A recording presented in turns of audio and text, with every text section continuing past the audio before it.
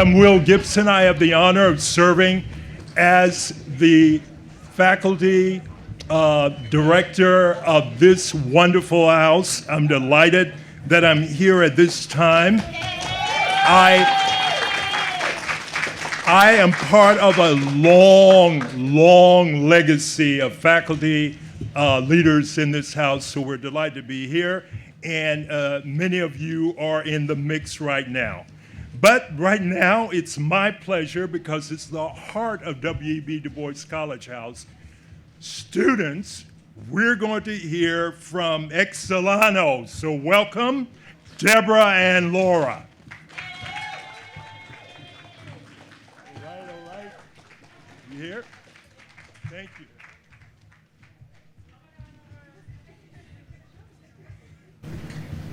Mosaic. Through your writing, they will see you, diaspora child, the disconnections and connections that make you the mosaic that you are. Patterned shards of glass remind me of my beauty now, a thoughtful reminder of my penetrative power that I hold in my existence. My mere being reconducts the flow of life, my absence redefining that order, propaganda of the soul. An illustration of something so beyond repair that its most shattered pieces exude boundless beauty. These are the writings of an incohesive, cohesive roadmap of the intersectionality of my existence. Do you now get it? I am not of you, by you. The wealth of my country, it has been propagated and now is found within me. My roots are planted too deep for you to move me. They grip the firm soil of the home you tried to strip from me, stretched limitlessly, fertilized by the buried but unforgotten vessels of my ancestors. With each step, they reach beyond the concrete, an obstruction representing the reification of history, carelessly constructed with ignorance, inevitably destroyed by the beauty of my existence. So sit and witness the small and irregular pieces of this diaspora child.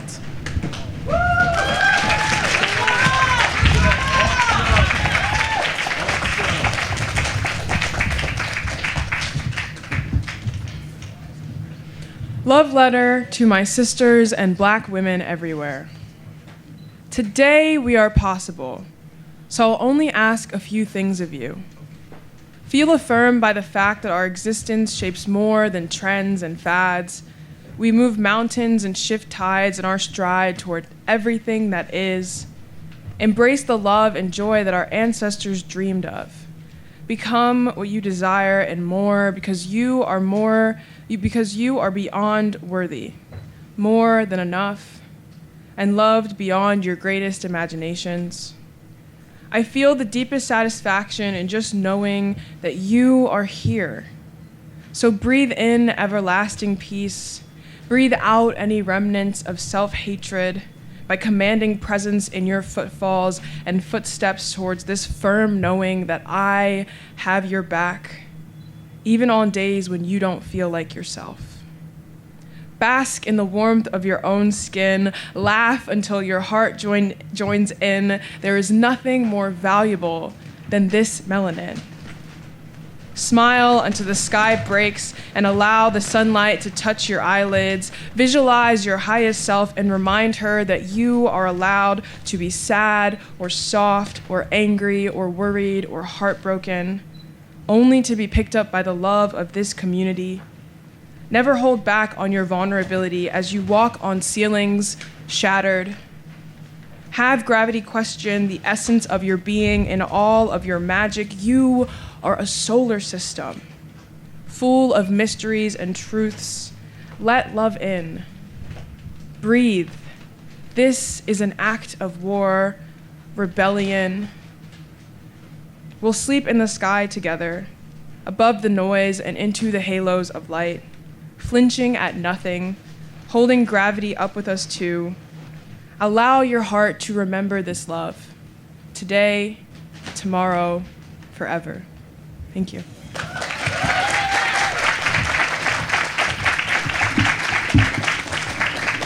Thank you. Thank both of you very much.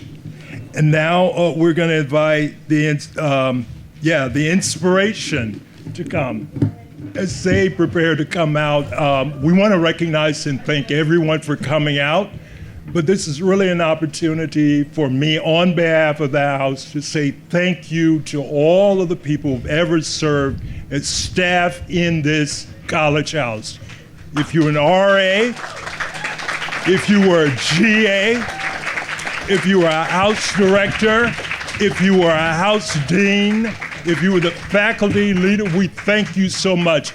It is so wonderful in that vein to see Dennis and Doris Cochran Fikes, Dr. Valerie Swain Cade McCullum, Sonia Elliott.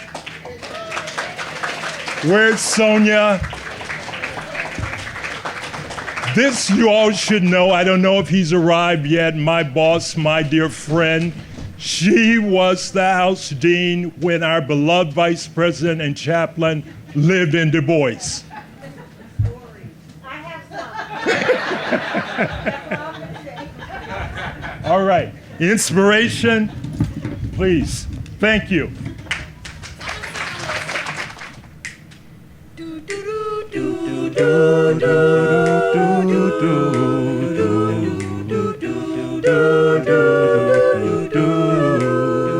As around the sun the earth knows she's revolving, and the rosebuds know to bloom in early May.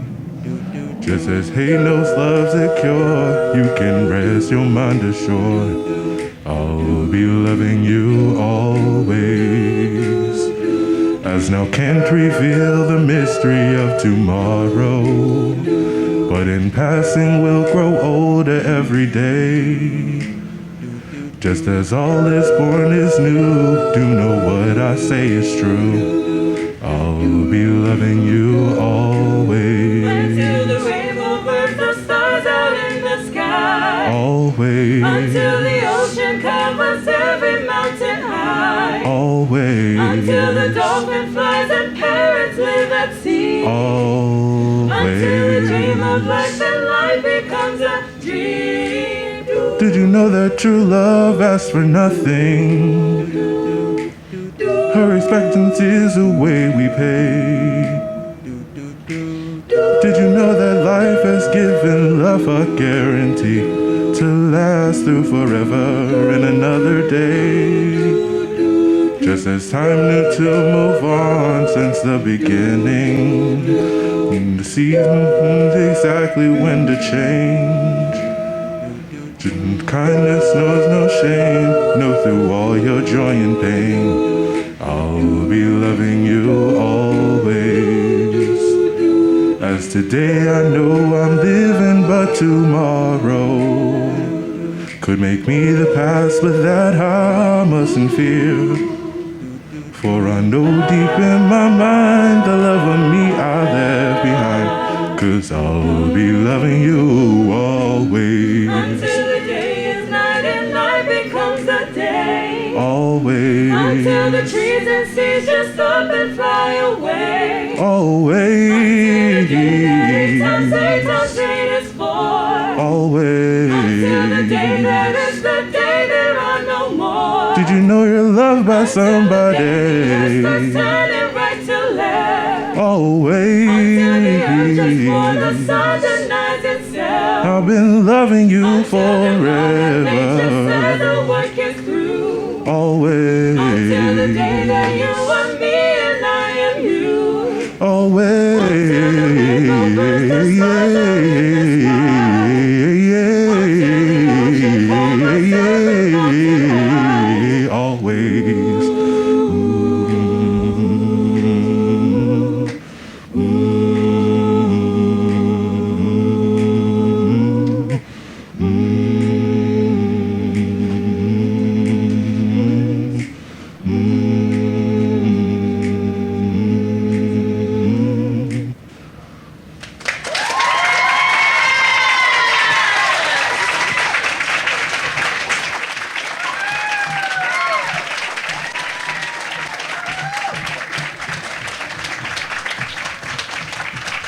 Give it up, give it up.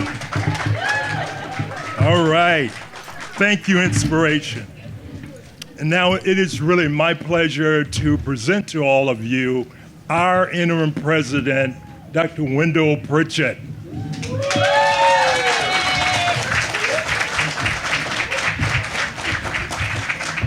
Thank you, Rev. So it is cold and windy here, right? But there is no more resilient, tough group on this campus than the people in this room. So we're gonna be all right. Right? Okay. So first of all, thanks, and they already left us, but let's give another round to Inspiration. And all us old people know that you can never go wrong with Stevie, right? So, and thanks to Excelano for their wonderful poetry. Let's give it up for them too.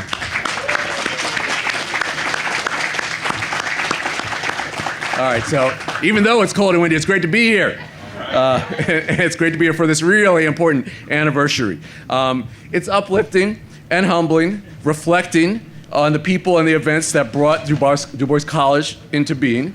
It's also frustrating, sometimes even maddening, to reflect on half a century of university progress for Black students, faculty, and staff, yet to see so much injustice in this world and tons of work to do on this campus. But we have a lot to celebrate today. And to be proud of. And one measure of that progress was just last week's Senate confirmation hearings for Judge Katangi Brown Jackson, right?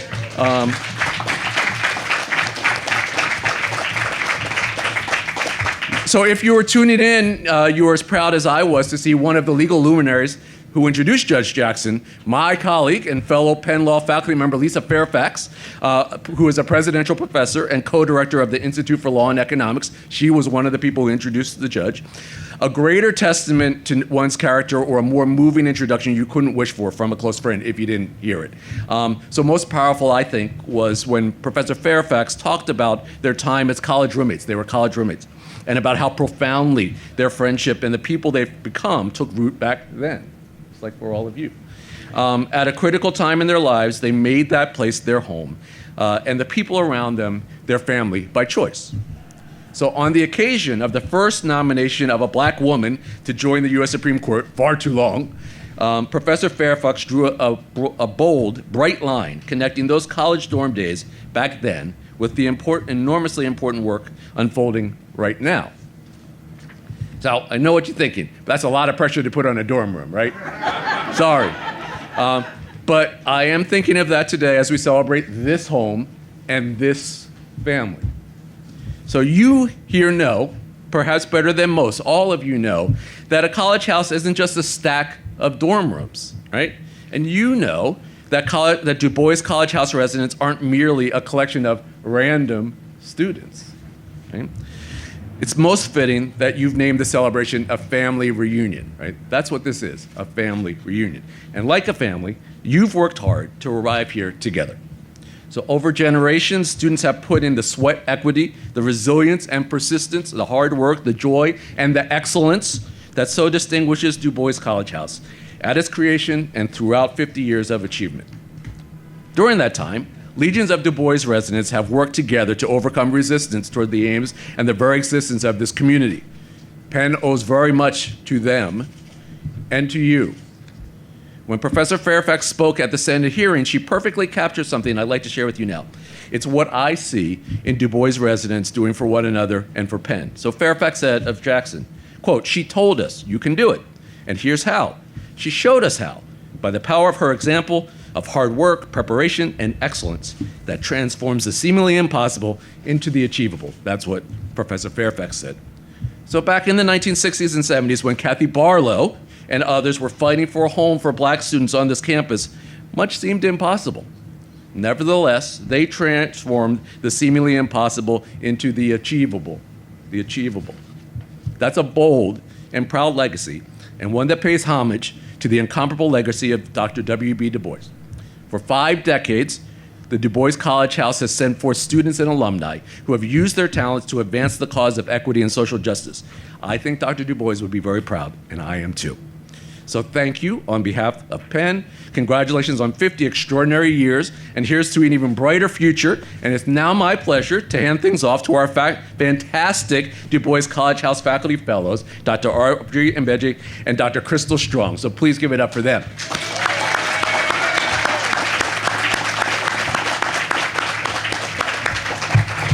Come on up, ladies.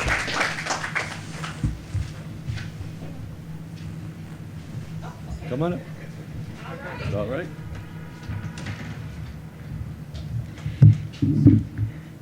I want to take my mask off so you can see that I'm smiling. How's everybody doing? You're not giving 50th anniversary energy. Come on. Come on. This is a celebration. This is a celebration. And I'm really so honored to be a Du Bois College House faculty fellow. I only joined in 2020, but since I came to Penn in 2015, I have been eyeing Du Bois College House. The minute I stepped on this campus, I said, I have to get to Du Bois College House. And that is because I understand very deeply what it means to have a space like Du Bois College House at an institution like the University of Pennsylvania. Yep. And so I want to, first of all, thank all the generations that came before us for creating the space that we get to inhabit in this moment. And I really want to, if you'll indulge me for a moment, I want to bring into this space in this moment as we're celebrating the 50th anniversary of this college house, the radical legacies and histories that brought it into being. Is that all right? All right, so this is from the Du Bois College House website. And it reads, Du Bois College House, like many other programs recognizing African Americans at Penn, was initiated by Black undergraduates. At the end of the 1960s, and as a result of the enormous political pressures exerted during the civil rights movement, Penn admitted more Black students than ever before.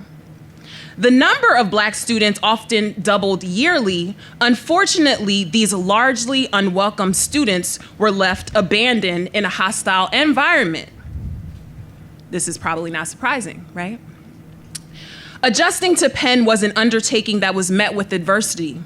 Black students were frequently stopped by Philadelphia police, harassed by their white peers, and ignored by their professors. With nowhere else to turn for support, they turned to each other. And in 1967, the Society of Afro-American Students was founded, as well as the House of the Family, which was located where the Penn Police Mini Station is now located. There's more here, but there's one other part that I just want to bring into this space, and it's the pioneering work of Kathy Barlow, which our wonderful provost invoked just a moment ago, who was a sophomore when she planned a campus-wide sit-in and takeover of College Hall in 1968.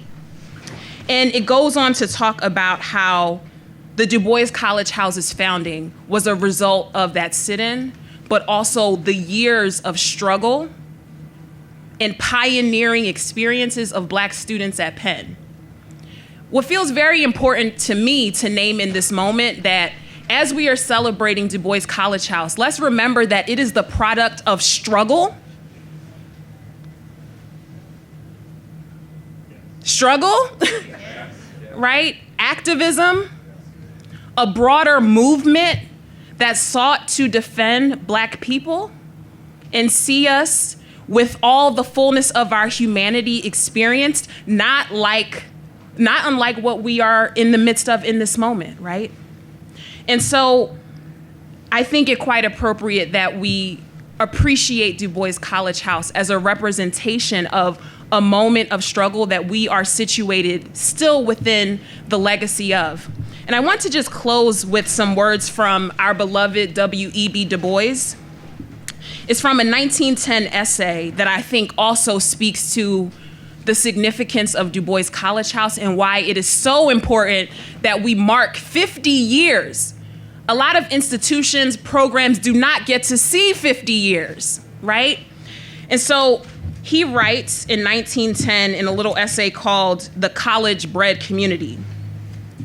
He writes that the community must be able to take hold of its individuals and give them such a social heritage, such present social teachings, and such compelling social customs as will force them along the lines of progress and not into the great forests of death. What is needed then for any group of advancing people is the college-bred community. For no matter how far the college may fail in individual cases, it is, after all, the center where knowledge of the past connects with the ideal of the future. Thank you so much. It is truly an honor, and happy 50th anniversary to Du Bois College House.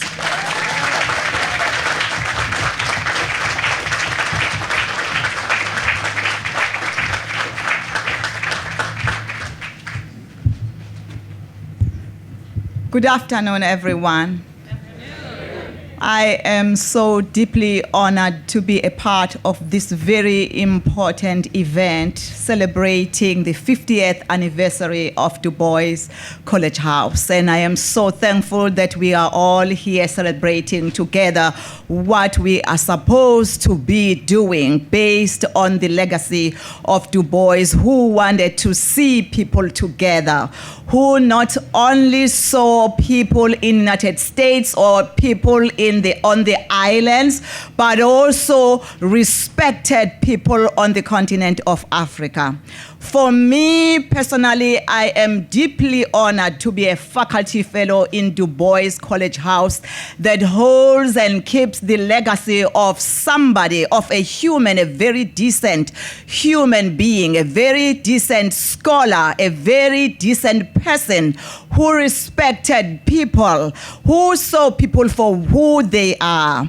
We have a privilege as Du Bois College House to keep that legacy going. And as faculty fellows, I am honored that I'm one of them, that we do not only programming, but we also engage with our students in ways that we would not engage if we were just faculty members who meet students inside the classroom. It is so much a deep pleasure for me to be able to share who I am, who Africa is, because we know that the life of Du Bois did not start and end here. In fact, as a person of African descent, his life started in Africa and it ended in Africa. So someone who had that Pan-Africanist kind of mind, I am so deeply honored to be associated with the college house, Du Bois College House, that holds the name of such a respected human being on the globe. I thank you for being here, and I thank you for your collaborations, different collaborations that we receive from different people who support all that we do in Du Bois College House. Thank you very much.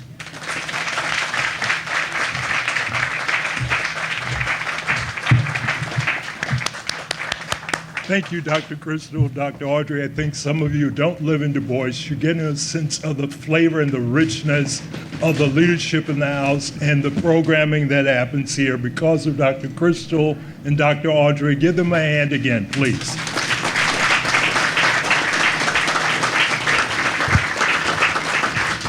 And now it really is my pleasure to invite to the podium our Vice President for Social Equity and Community and University Chaplain and the beloved among us all, Dr. Chaz Howard.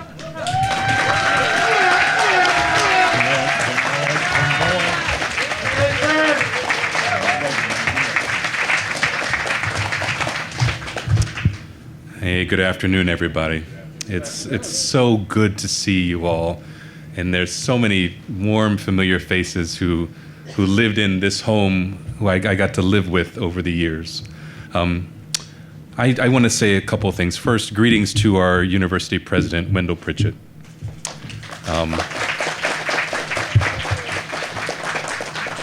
My grandfather was close friends with Dr. Du Bois. And I remember when I first visited campus seeing a building with the name of a black man on it. and how meaningful that was to me. And I like to think that Dr. Du Bois, who had as you know, a complicated tour here at the university, something I think we made right a few years ago, posthumously granting him tenure. I think if he were here today, he would be stunned and proud that the president of the University of Pennsylvania is a black man.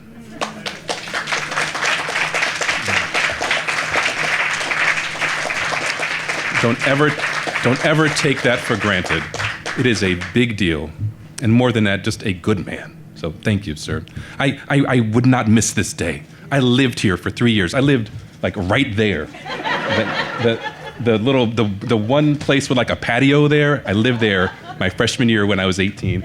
And then I lived down there on the 3rd floor, and then this was my house. I lived here, I ate here. When I pledged Alpha, I crossed right there. I was in the Inspiration, we rehearsed downstairs.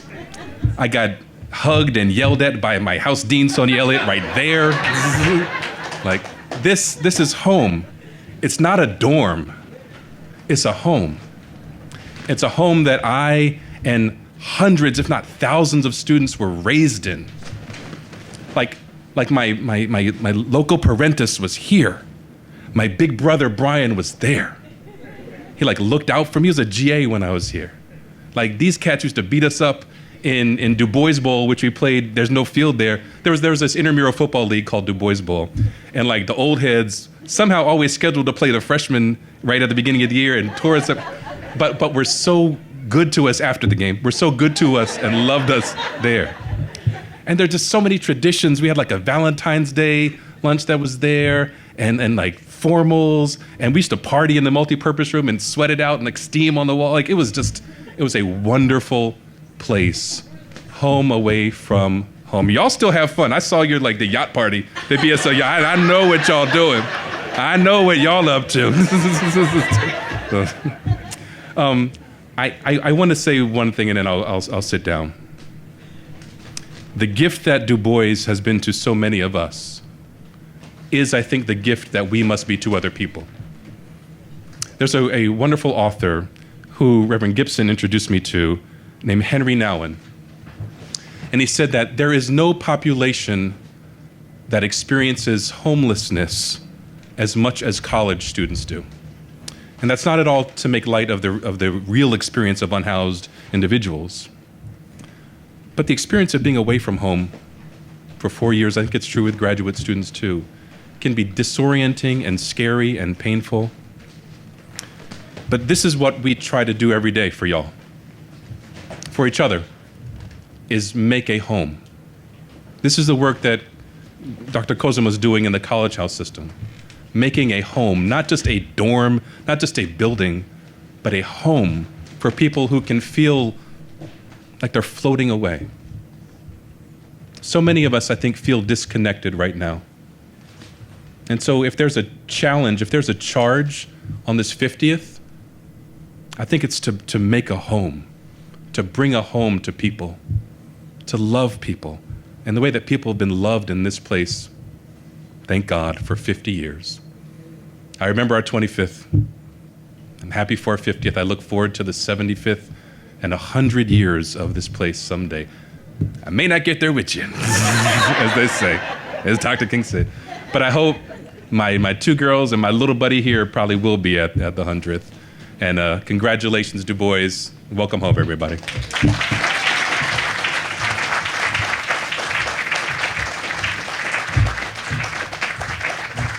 Thank you. Thank you, Chaz. Thank you so much. Now we want to invite another friend to come. Carew is a friend of everyone on this campus, an important leader in so many ways. He tends to do everything very quietly, behind the scenes, but always effectively and with fondness and love. Carew, we're so excited that you're the executive director of College Houses and Academic Services, and we want to thank you for the support of all the college houses. But the way you have been there for us here in Du Bois means the world to us. Please come.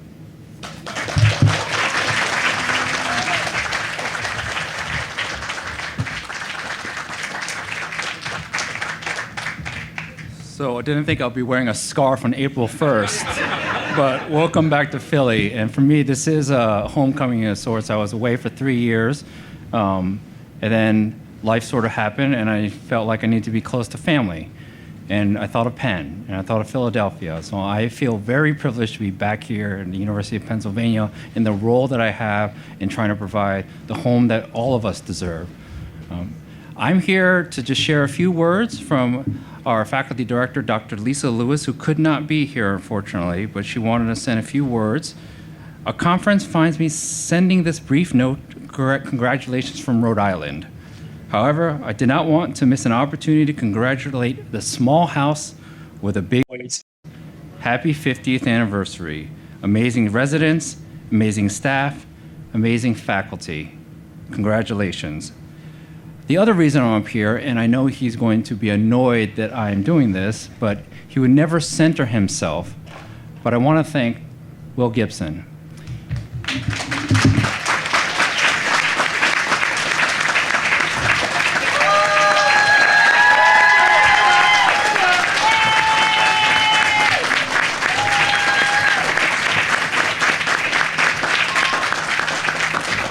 He has been the faculty director at Bois College House since 2006, and the impact he has made on many is immeasurable.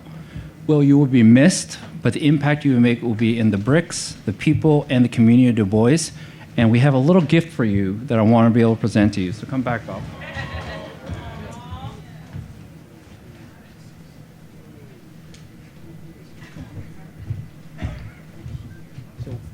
I don't know what the layout will be, your next physical home will be, but hopefully you will have a place for this. Oh, wow. Oh, wow. Thank you. Thank you. Thank you, Kareem. Thank you so much. Thank you. Thank you, thank you. They want picture on that side.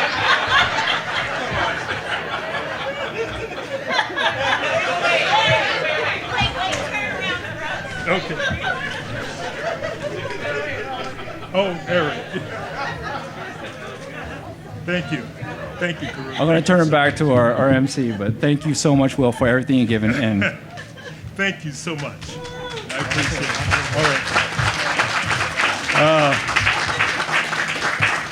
Thank you. Thank you all so much. And now it is my pleasure to welcome the inspiration back for a closing song, and then we're just going to mingle and eat sweets. We're going to get sugar high. It is the weekend, after all. So that's my amen corner. All right, inspiration.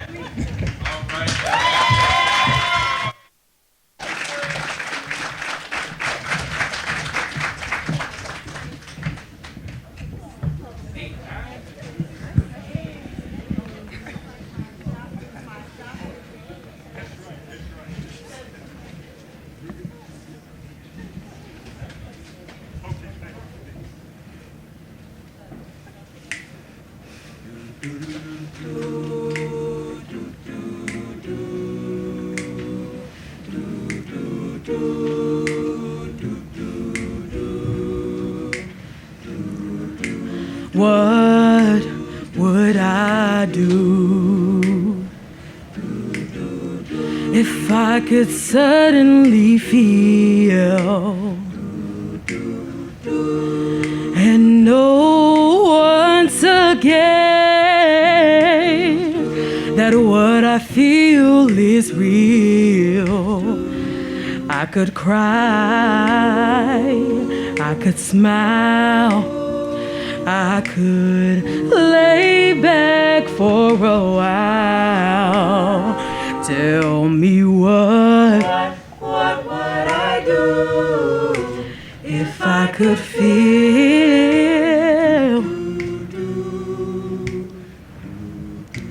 What would I do if I could look inside of me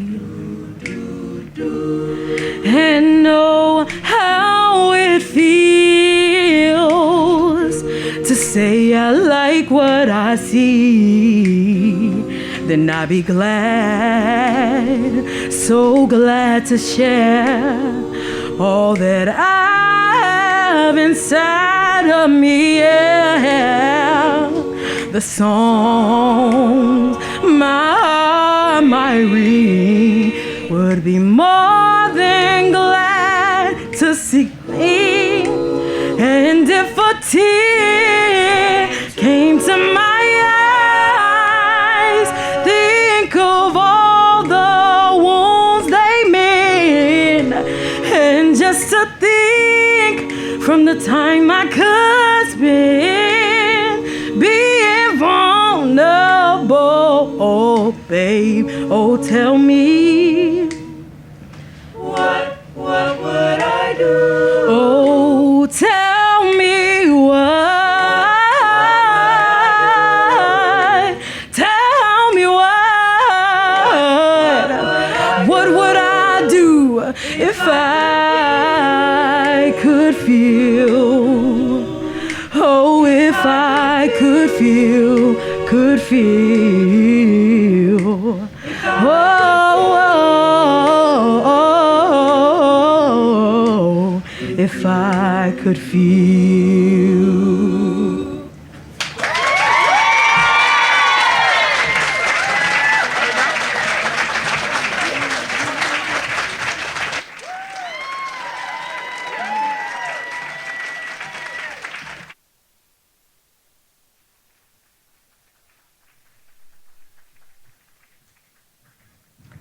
Thank you so much, Inspiration. Thank you so much. And the last thing I want to say is that none of this would have happened without the hard work of many people, but I really want to shout out our former House Director, Rena. Rena, are you here?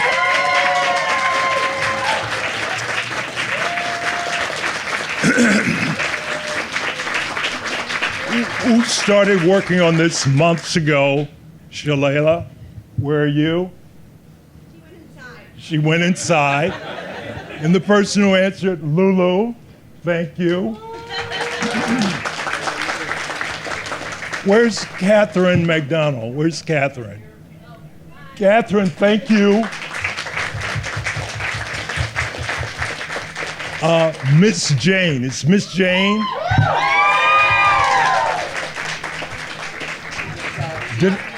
She went inside. Did I cover all the bases? I think I did. And Erica, why are you hiding?